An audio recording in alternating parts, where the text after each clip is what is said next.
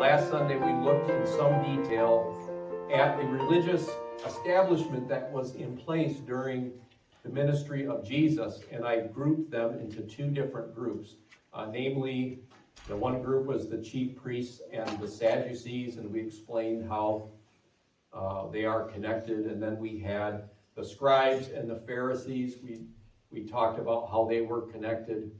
And we look back to their beginnings. We can look back to men such as the faithful priest Zadok.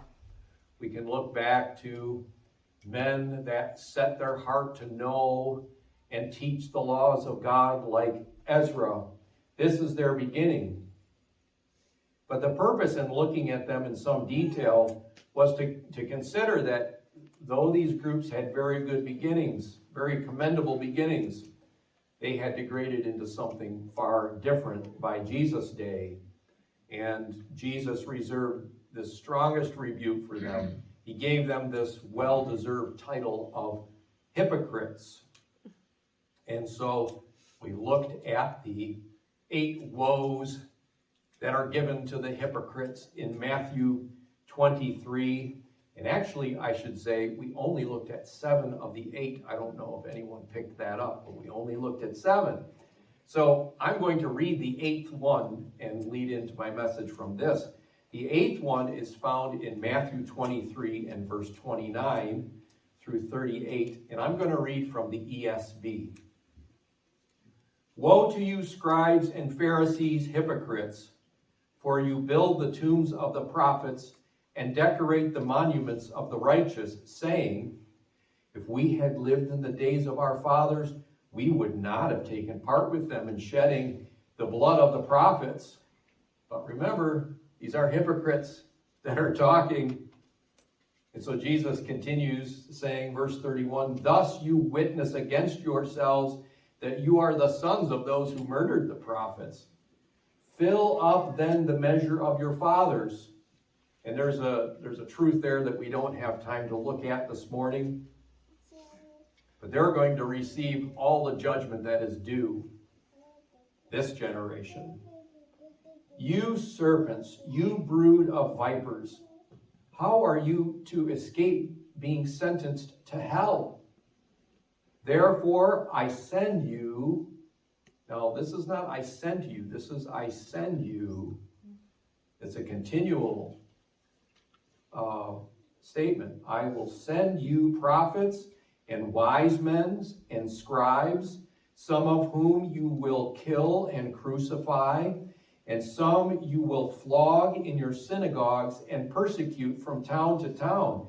Not only is Jesus alluding to his crucifixion, which is soon to come, but he's speaking of how they will also be those that persecute the early church. And we see this in the early chapters of Acts, culminating with what we read in Acts chapter, 7 through 9, where it talks about the martyrdom of Stephen, and Paul, who is, carrying out the threatenings, the great enforcer of the Pharisees. So that, because of this, so that on you may come all the righteous blood shed on earth, from the blood of righteous Abel. He begins with Cain and Abel. This is interesting, but it's not a mistake. What was the issue with Cain and Abel?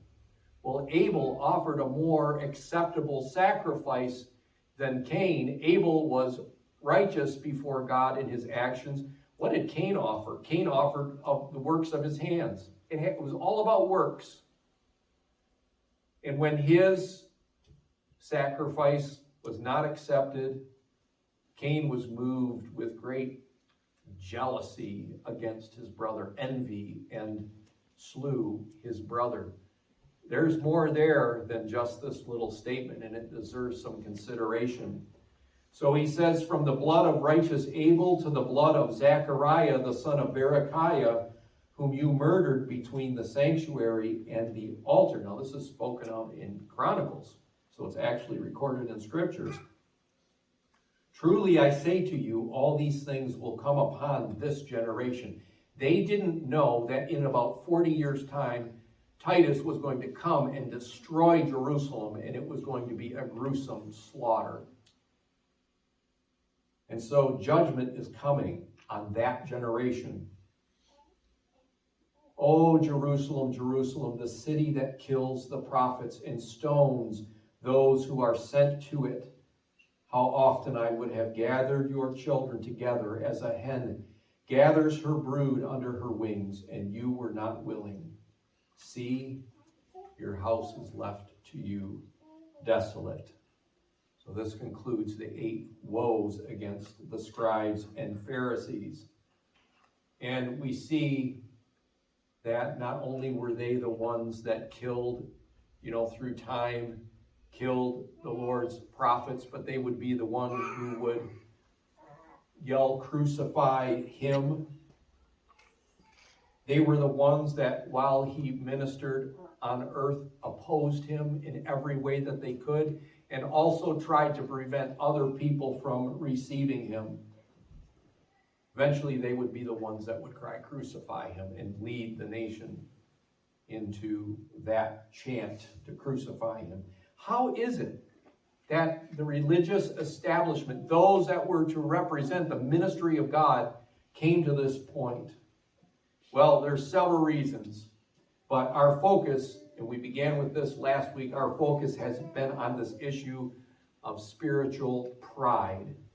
And that's once again going to be the focus of my message this morning.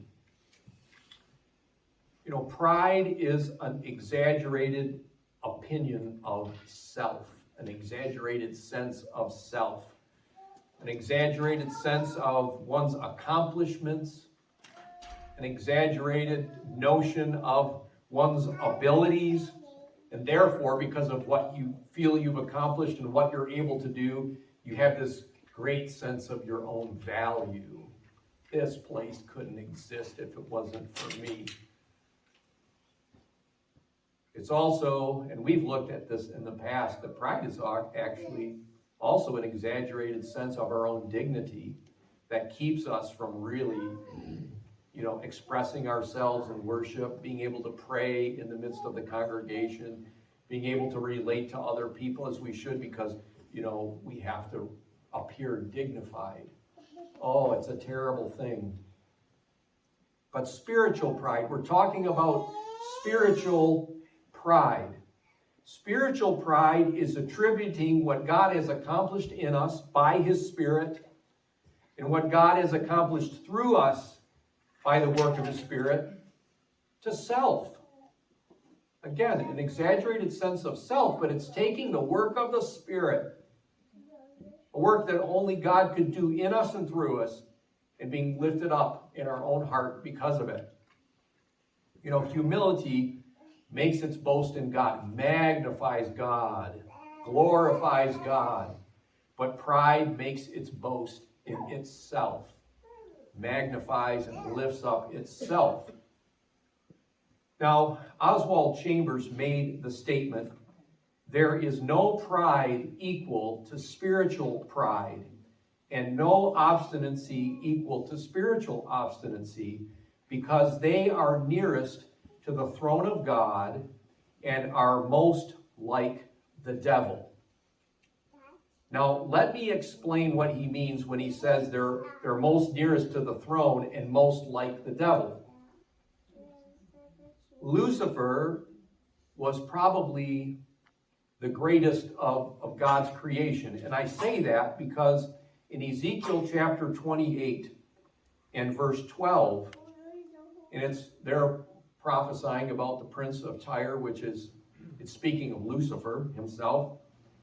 It says there, "You seal up the sum." And that expression, "you seal up the sum," it means that you are the full measure of. That's what it means. You are the full measure of wisdom and beauty. That's quite a statement. The full measure. So he was of the greatest perfection of God's creation when he was created. Verse 14 of Ezekiel 28 goes on to say, "Thou art the anointed cherub that covereth." and I have set thee so. In other words, Lucifer was placed in and given authority for a high heavenly office. But then, and I'm just jumping through these verses here, in verse 17, Ezekiel 28:17, it says, thine heart was lifted up because of thy beauty. Spiritual pride. Lucifer didn't create himself, yet his heart was lifted up because of his beauty. You have corrupted or ruined your wisdom by reason of thy splendor. That word brightness means splendor. And ultimately, this lifting up because of his own splendor, he declares, and this is recorded in Isaiah 14:14, I shall be like the Most High. He had determined that he was so great that he would displace God himself. And so that's what Oswald Chambers means. That's spiritual pride. It's very near the throne of God in the same way that Lucifer was at one time very near the throne of God, and it's just like the devil. That's the sin that we see in Satan himself, in which he then appealed to mankind. You will be as gods, he says to Eve in the garden. So Lucifer is the epitome of spiritual pride, this exaggerated view of self, and it's something that just develops over time.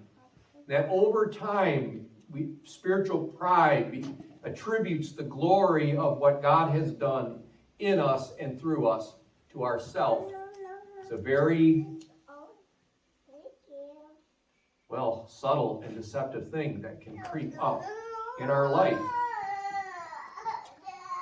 And as it grows, as a person is lifted up in pride, you say as a believer is lifted up in pride, if you can imagine God sitting on the throne, self begins to push God off of the throne until self is fully seated on the throne of one's own heart.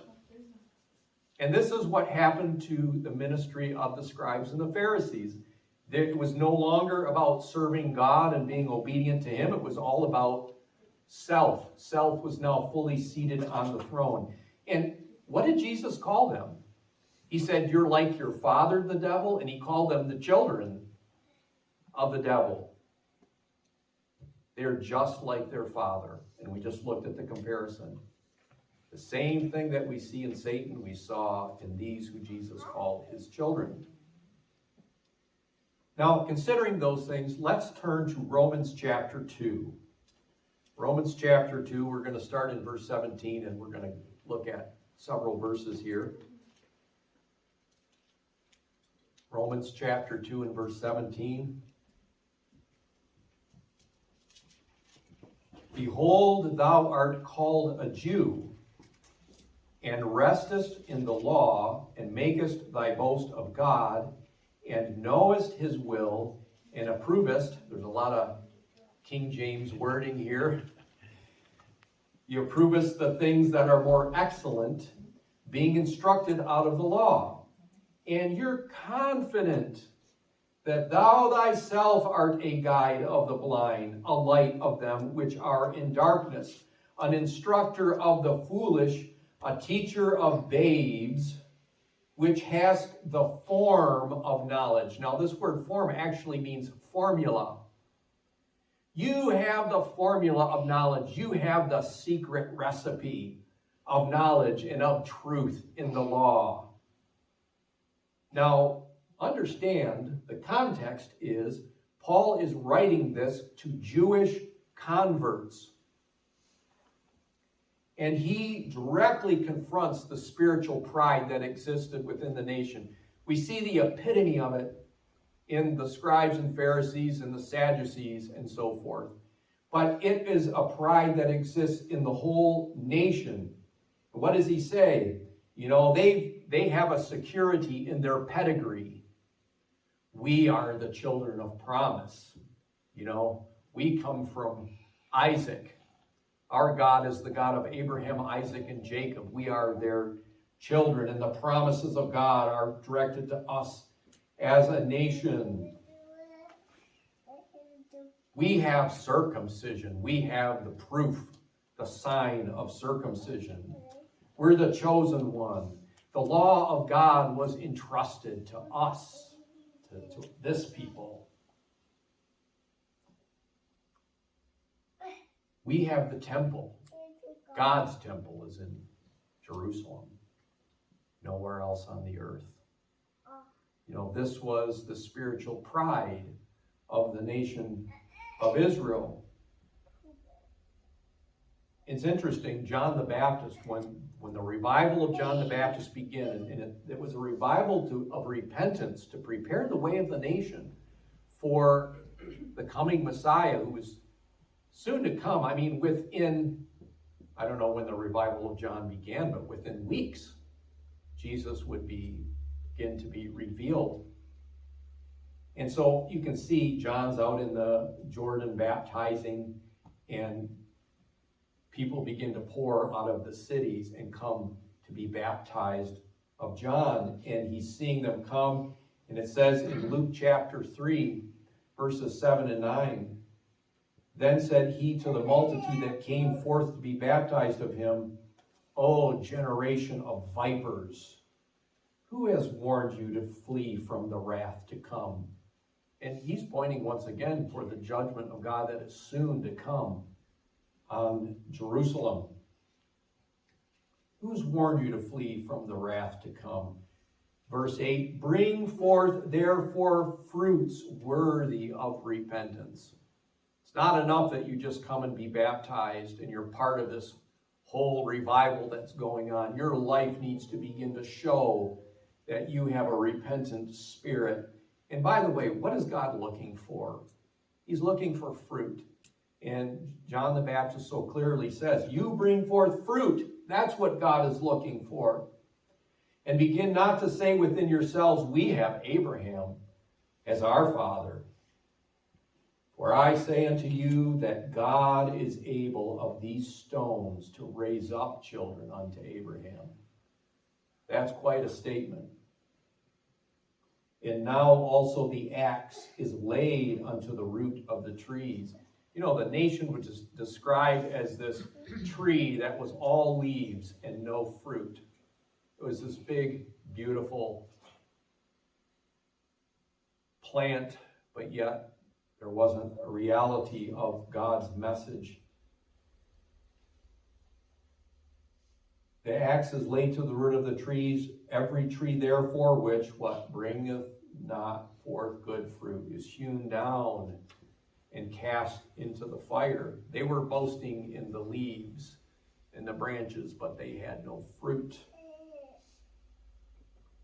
Now, I want to read a quote from Joseph Benson, Dr. Joseph Benson.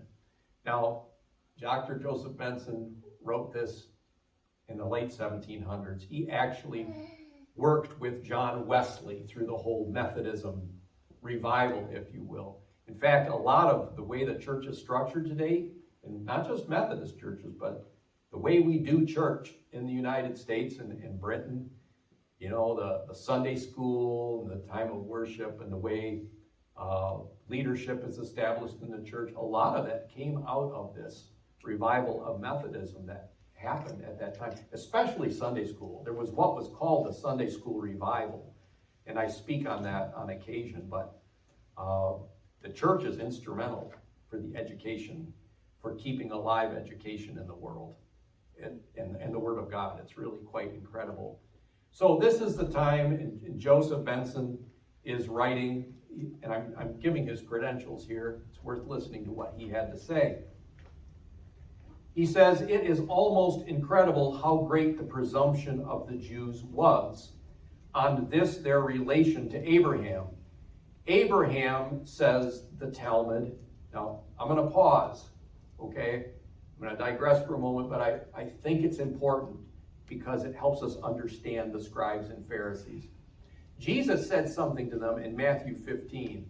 He said, you're teaching for doctrine what? The traditions of men. You're teaching for doctrine the traditions of men. What was Jesus referring to? Well, let's consider this Talmud.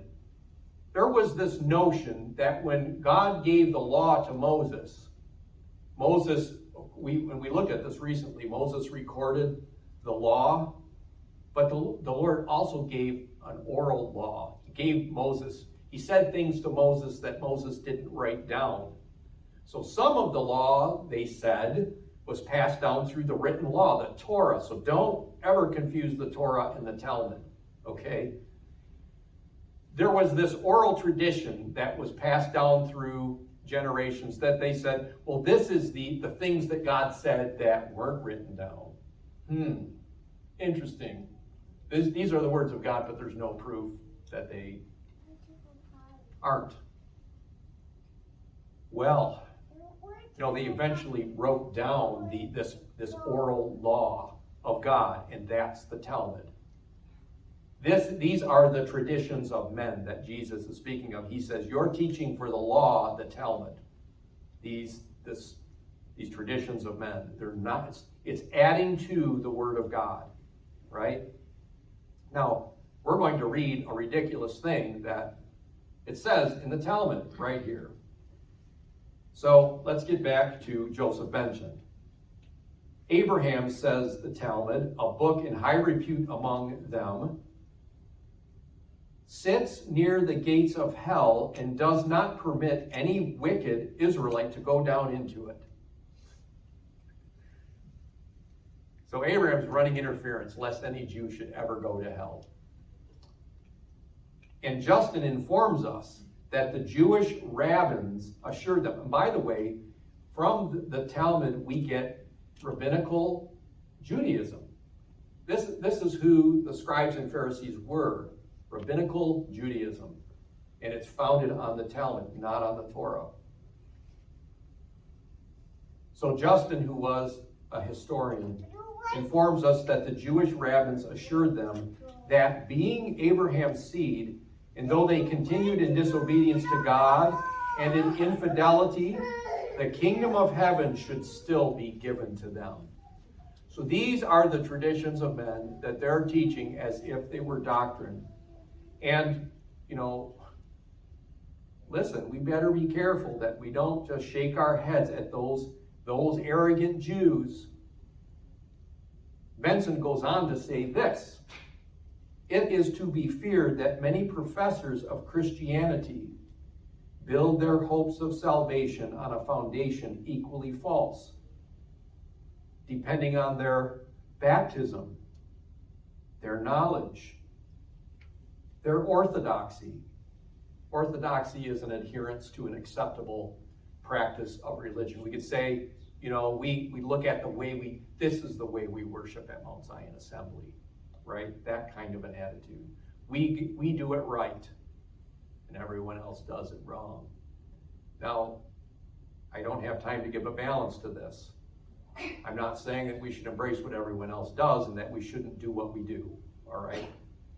But we better be careful that we don't begin to feel high-minded because of how we do things.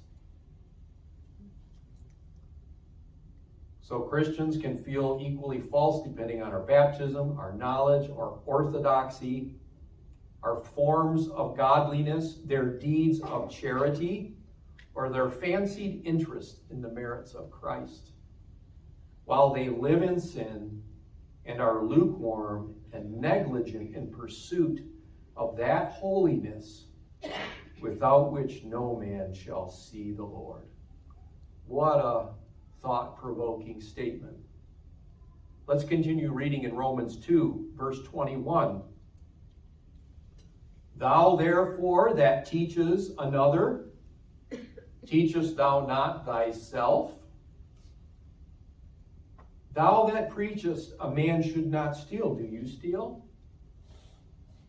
Now listen, let's stop and think about this for a minute. The Pharisees used to like to question what the law was actually saying. Thou shalt not steal. And they would ask the question, well, what is stealing? Do not commit adultery. Well, what exactly is adultery? So they would look at the words of the law and try to find out where the boundary was. But Jesus, what? He addressed the spirit of the law. I say if a man looks on a woman and lusts after her, he's committed adultery already in his heart. So he addresses what the law is really speaking to. So listen, we need to consider what Paul is saying here. Do you steal? You say, well, I don't break into homes and, sneak in, wear a black ski mask and sneak off with other people's things. But listen, are you withholding things that are not yours? Are you keeping for yourself things that God has intended to be passed on to other people? Are you holding people back from something that's rightfully theirs and you're the one standing in the way? So this is how we understand the spirit of the law. You that are teaching, don't steal. Are you stealing? Thou that sayest a man should not commit adultery, do you commit adultery? Thou that abhorrest idols, is there an idol in your own life? Is there something that you're holding up higher than God? Do you commit sacrilege, it says here? And so these are very important questions, are they? And really the question is this: are you practicing what you are preaching? And this question, are you practicing what you're preaching, addresses this deeper motive. It speaks to motive. What is your motive behind what you're doing? I want to talk about this for a moment. I want to talk about self-ambition and godly ambition. And especially, how self-ambition changes how we minister. It's pride, it's spiritual pride. It's putting ourselves ultimately on the throne. And I want to explain this. I know I've spoken about this fella before, this poor fella. He's become an example in my sermons. But, when I was young, I had an accident. A beam fell across my back. And I've struggled with back problems on and off, but especially back then, I was desperate. And so I went to a lot of different chiropractors. I would try one for a while and, maybe a certain level of success. And either they couldn't get past a certain point, or maybe I'd get better and forget going on visits for a while, and then I'd go to a different chiropractor that someone told me about. But anyways, one of the first chiropractors I went to, I won't tell you his name, but this fella, he gave a demonstration in someone's home, and he was just working miracles on people. His thing, he was trying to build his business. He was young, just out of school, and so, he would give these demonstrations, and I had at the time a bad ankle. I had severely sprained my ankle, as well as having the back issues, but, he got me up there in front of everybody and press, pressure points, all of this, and just worked miracles on my ankle. So I went to see him for a while. But this guy was the picture of ill health. He was pale, he was pasty, his hands were clammy, and I remember when he would adjust me that these little beads of sweat would start appearing on his forehead, and he would be breathing heavily just in the adjustment. And I've talked about this. I came in one time, and he's slamming down a great big Wendy's meal, a big shake and a whatever kind of burger that was. And he's like, go on back. I'll be with you in a minute. I just got to finish my lunch. And, Wendy's was right across the road from his office. And so he was a frequent traveler to Wendy's. And then, of course, what does he tell me? Well, you got a wheat allergy, and, sugar's bad, and all of these things. Well, really didn't affect me that much, because here's the guy,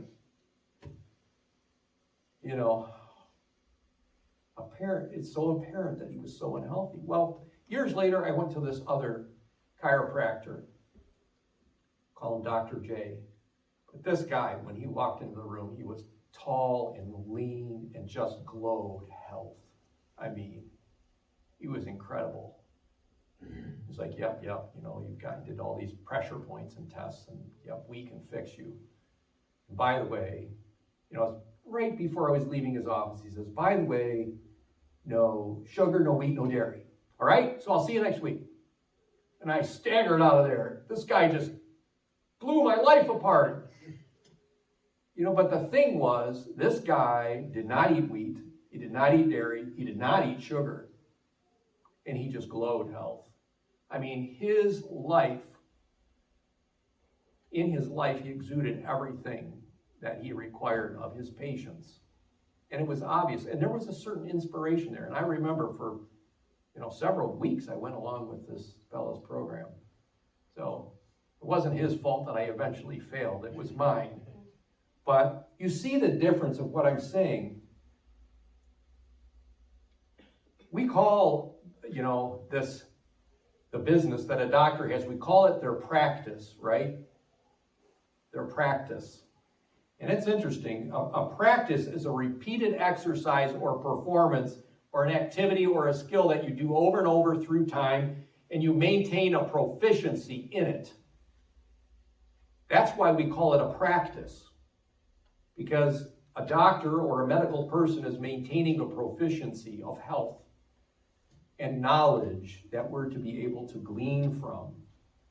But, the example I gave in this first chiropractor, he was someone who did not want the constraints or the disciplines that came with the practice. The others, his practice was an extension of himself. It was truly his practice, everything that he preached. So, practicing what you preach, this, comes from this deep motive, is something that works. There's something that has to be working within us that makes our message a reality. And what did we see in Matthew 23 last week? We saw religious men who, because their motivation was self, all about self-ambition, the glorification of self, pride.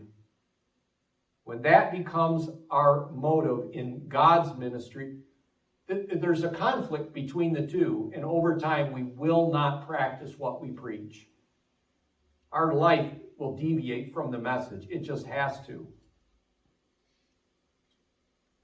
Now, Jesus said of himself in Mark chapter 10 and verse 45, he said, "For even the Son of Man came not to be ministered unto."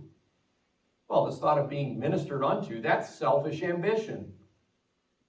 That was the motivation of the scribes and Pharisees. But he said the Son of Man didn't come to be ministered unto, but to minister and to give his life a ransom for many.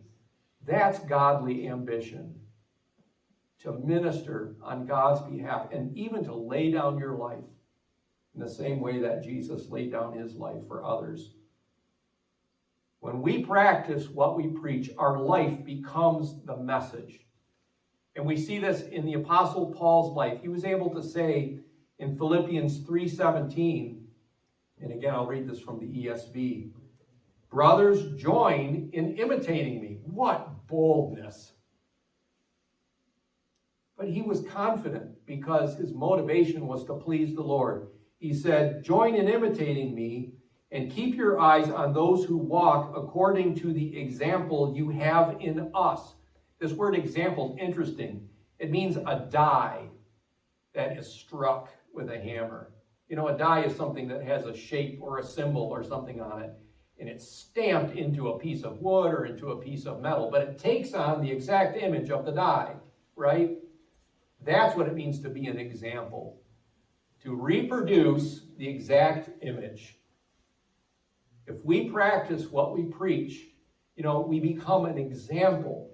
And our lives stamp in the exact same image of the thing that we're living. Lord, I want to be like you. We'll reproduce those that are just like the Lord and not like us, right?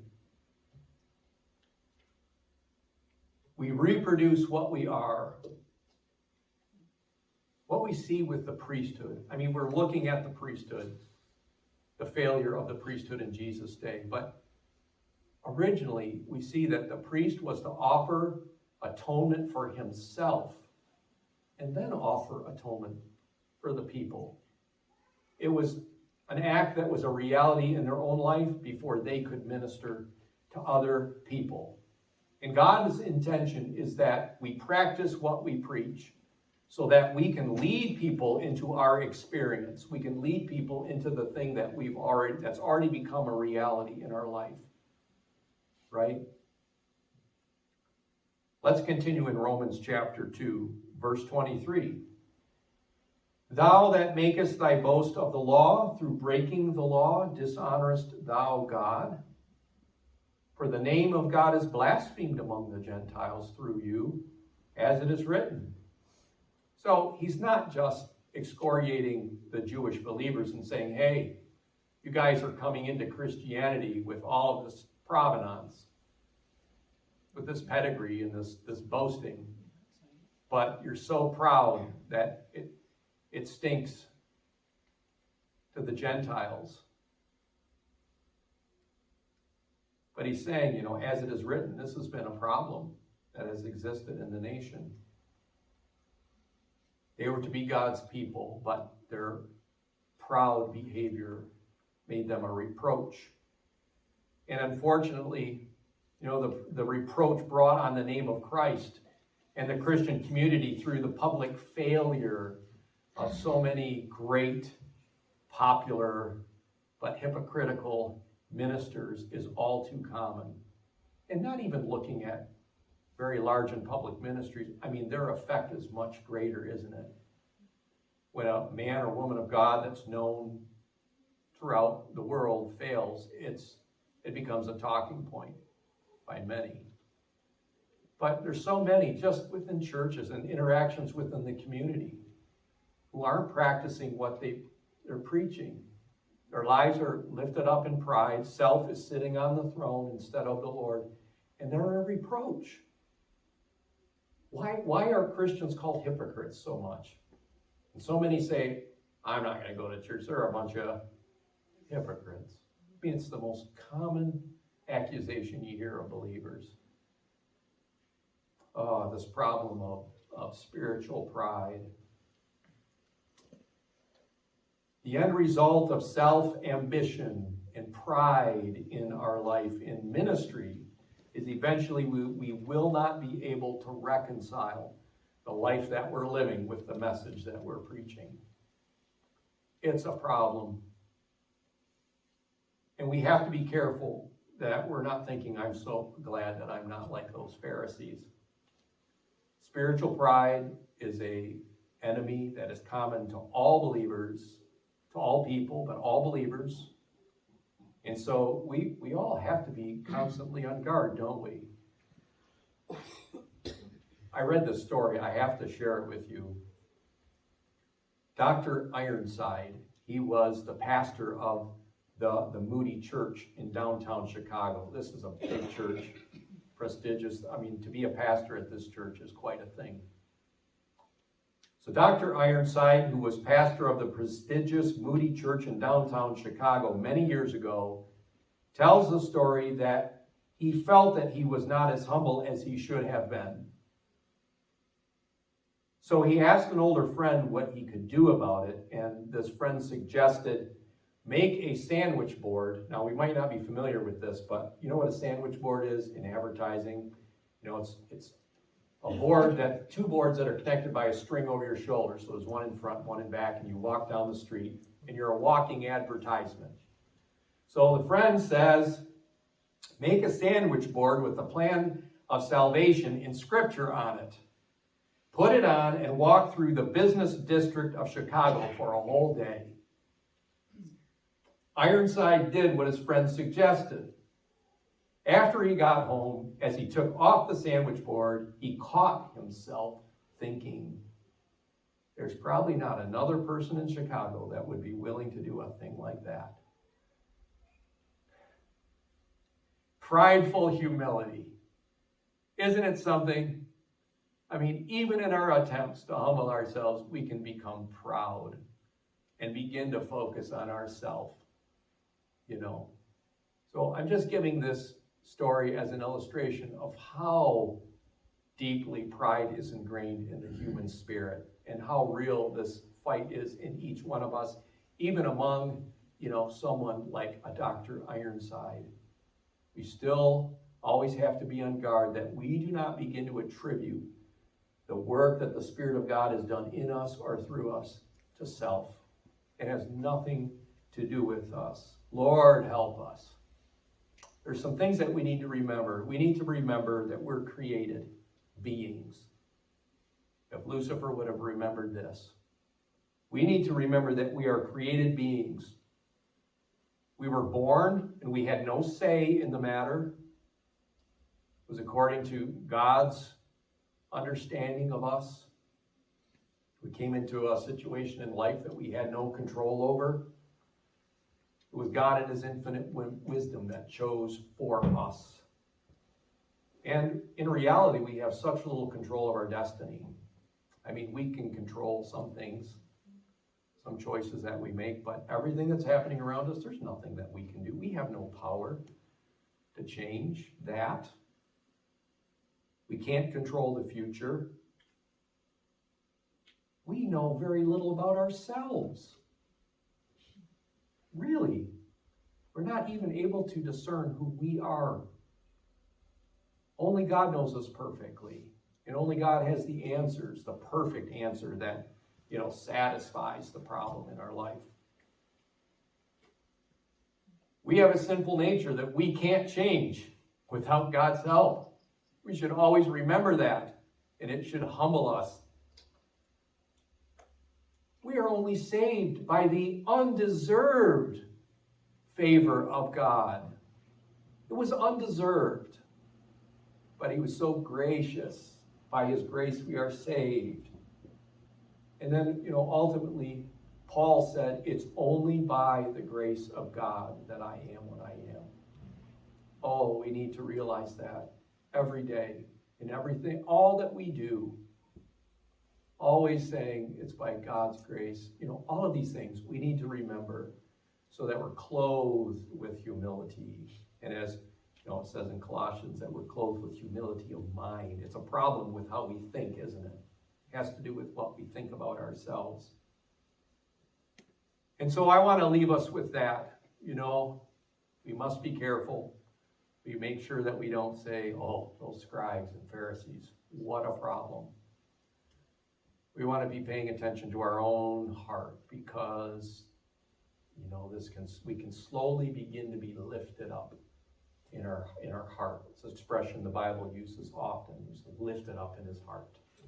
And he began to say such and such. So this is a great opportunity for us just to present ourselves before the Lord. And, it's kind of a scary thing to say, except that we trust the Lord, that he's so good. To say, Lord, I need to be humbled. Right? We really make ourselves available for who knows what God knows that we need. But it's his mercy that he allows us to be humbled in the circumstances of life, that he reminds us of who we truly are so that we can remember him for who he really is. Amen.